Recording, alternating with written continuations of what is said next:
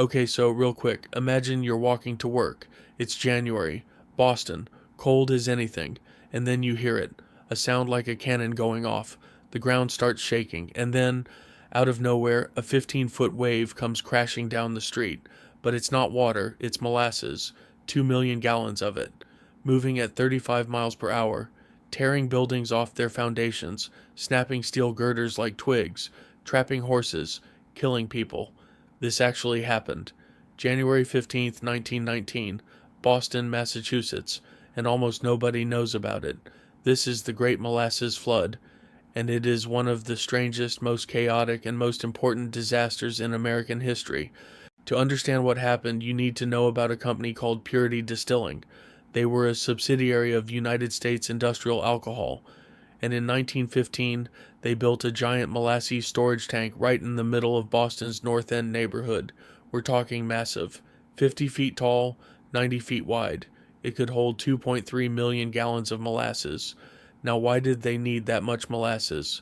Two reasons. One, molasses was used to make industrial alcohol, which at the time was used in ammunition.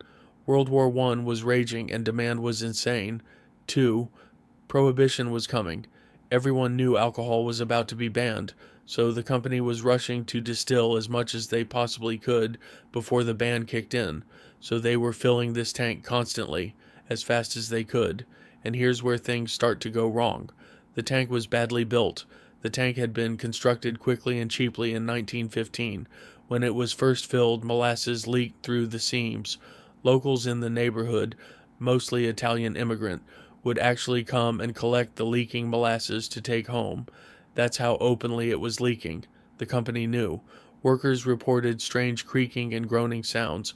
The tank had visibly bulged, but United States Industrial Alcohol did nothing, because fixing it cost money and time, and they had molasses to distill. On January 13th, 1919, just 2 days before the disaster, a fresh shipment of molasses arrived from Puerto Rico. The tank was filled nearly to capacity. The stage was set. January 15th, 1919, around 12:30 in the afternoon. The North End is busy. Lunchtime, workers out on the street, kids nearby, horses pulling carts. The temperature that day had risen sharply after days of freezing cold. Experts later suggested this caused the molasses inside to ferment and expand, building pressure inside an already compromised tank. At 12:40 p.m., the rivets holding the tank together started popping, one by one like gunshots. People nearby said it sounded like a machine gun going off, and then the whole thing went. The tank exploded outward. A shockwave knocked people off their feet 2 blocks away. The metal sides of the tank became shrapnel, chunks of steel slicing through the air.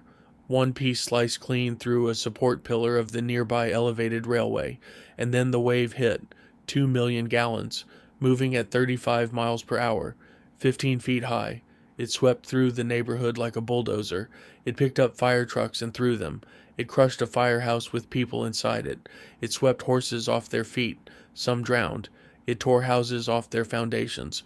People had no time to run. The lucky ones got lifted and deposited somewhere. The unlucky ones were pinned under wreckage or dragged under by the viscous, suffocating tide. 21 people died. 150 were injured. The destruction covered a 2-block radius, and the entire area was coated in a thick, brown, sticky layer that took weeks to clean up. Boston Harbor ran brown with molasses for months. The rescue operation was unlike anything Boston had ever seen. First responders, police, firefighters, Red Cross workers, sailors from a nearby Navy yard, all showed up. But here's the problem nobody had prepared for. You can't move through molasses. Every step sank. Every surface was coated. Stretchers got stuck. Horses couldn't be freed. Workers who waded in to help victims found themselves getting pulled down too. The smell was overwhelming. January was cold, which actually helped slow the molasses a little, but it was still everywhere. On buildings, in windows, in people's hair and clothes. Cleanup took weeks. The city deployed fire hoses, but salt water just made the molasses foam up. Workers used sand and sawdust. People just had to scrub and scrape by hand. For decades after, on hot summer days, locals swore they could still smell molasses in the North End. Some say you can still smell it today if the conditions are right. The human cost was devastating. 21 dead. Victims ranged from a 60-year-old woman to a 10-year-old boy. Horses, which were still the main form of freight transport in 1919, died in large numbers. An entire neighborhood was traumatized. Here's where the story gets genuinely important, and not just as a freak disaster. The victims and the city of Boston sued United States Industrial Alcohol, and the company did what big corporations always do. They tried to blame someone else. Their defense? Anarchists. Seriously, this was 1919, the height of the Red Scare. Anarchist bombings had actually been happening across the U.S. around this time, so the company's lawyers argued the tank had been deliberately sabotaged by anti-government radicals. No evidence. None. But they said it anyway.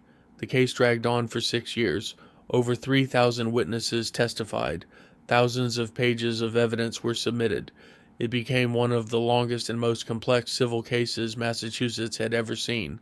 The court appointed a special auditor, a man named Hugh Ogden, to review all the evidence. His conclusion was clear. The tank had been negligently designed and negligently maintained. The company knew it was unsafe. They did nothing. This was entirely their fault. In 1925, the court ruled in favor of the victims. United States Industrial Alcohol paid out around $600,000 in damages, roughly $10 million in today's money. Why this matters beyond the disaster. This case was one of the first times in American legal history that a major corporation was held fully accountable for an industrial disaster caused by negligence. It helped set the precedent that companies cannot cut corners on safety and then blame everyone else when people die. That principle, that corporations have a legal duty of care, echoes through American law to this day. The Molasses flood wasn't just a weird disaster, it was a turning point. Okay, so here's the part where your brain melts a little. After the disaster, scientists were actually fascinated by the physics of what happened, because molasses behaves in a really weird way. It's what's called a non-Newtonian fluid, which means it doesn't behave like normal liquid. Under normal conditions, like when it's sitting still, molasses is thick, slow, viscous. Slow as molasses, right? But under sudden high pressure and force, like when 2 million gallons of it explodes outward, it behaves more like water. It flows fast, it hits hard, it moves, and then when it stops, it thickens back up again, which is why people got trapped. The molasses slowed around them and held them like concrete. In 2016, a team of Harvard scientists actually did a study on the fluid dynamics of the disaster. They created a scale model and ran experiments. Their findings confirmed what witnesses had described. The wave was genuinely fast, genuinely deadly, and genuinely unstoppable given the conditions. The combination of the sudden temperature rise, the fermentation pressure, and the structural failure created a perfect catastrophic sequence. Every factor lined up perfectly for maximum destruction. And before we get into it, if you're new here, subscribe right now. We post every single day and I promise you will not be bored. Okay, back to the molasses. So why don't we know about this? Partly because it sounds insane. A molasses flood. It sounds like something from a cartoon, not a real disaster that killed 21 people and reshaped American corporate law. Partly because the people who died were mostly poor Italian immigrants in a neighborhood that the city didn't care much about. Their lives were not considered newsworthy for long, and partly because history tends to remember the things that feel significant in the moment. Wars, elections, assassinations. Not a wave of syrup sweeping through a working-class street in January, but the Great Molasses Flood is significant. It's a story about what happens when profit comes before safety. About a company that knew something was wrong and looked the other way. About ordinary people paying the price for someone else's greed. That story didn't end in 1919. You probably heard a version of it last year.